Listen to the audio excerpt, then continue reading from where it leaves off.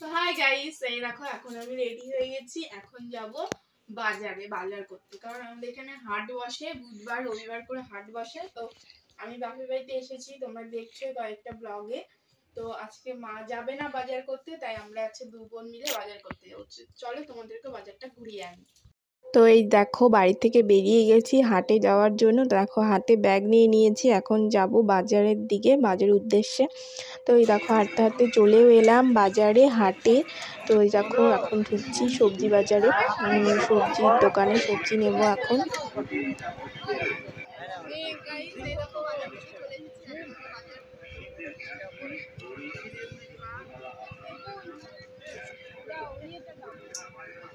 তো এই যে এখন একটু বেছে বেছে নিই, কারণ ওরা দিলে হাতে যা ওঠে তাই দিয়ে দেয়, অত দেখে শুনে দেয় না, পোকা টোকা সবই দিয়ে দেয়। তো এই যে একটু দেখে দেখে বেছে নিচ্ছিলাম, বেগুন নিলাম, টমেটো নেব, সব অল্প অল্প করে নেব, কারণ বাজারে না এলে না বোঝা যায় না যে জিনিসের কতটা দাম বেড়েছে।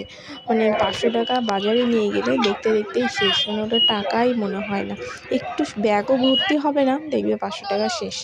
তো তখনই বোঝা যায় যে জিনিসের কত দাম। আমরা বাড়িতে থাকি তো, মানে বাজার টাজার করা হয় না, এই জন্য বুঝি না যে কতটা কোন জিনিসের কত দাম।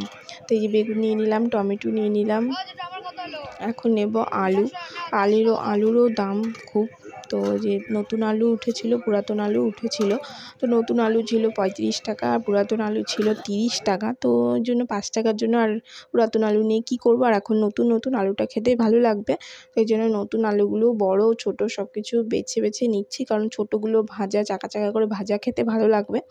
তো এই দেখো আলুটা বেছে নিলাম, কয়েকটা আলু।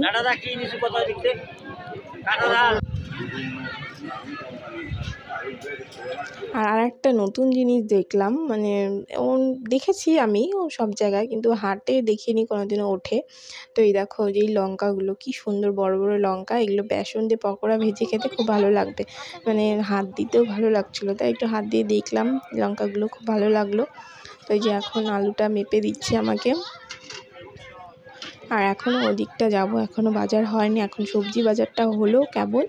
আর ওদিকে যাব, এখনও পান নিতে হবে, কলা নিতে হবে, কারণ কালকে বৃহস্পতিবার পুজো করতে লাগবে, কলা সন্দেশ এখনও অনেক কিছু বাকি আছে।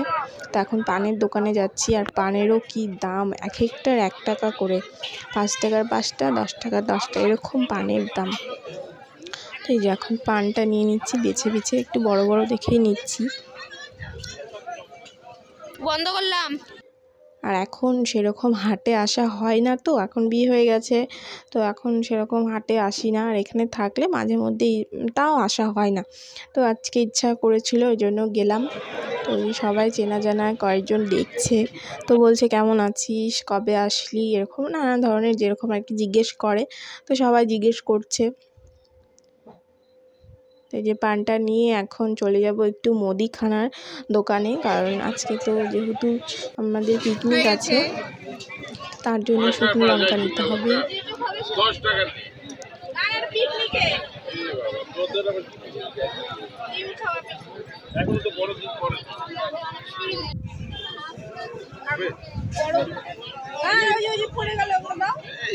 এত লাগবে না, এত দিলে আমার লস। আর 5 টাকার একটা ইয়ে দাও, গরম মশলার প্যাকেট।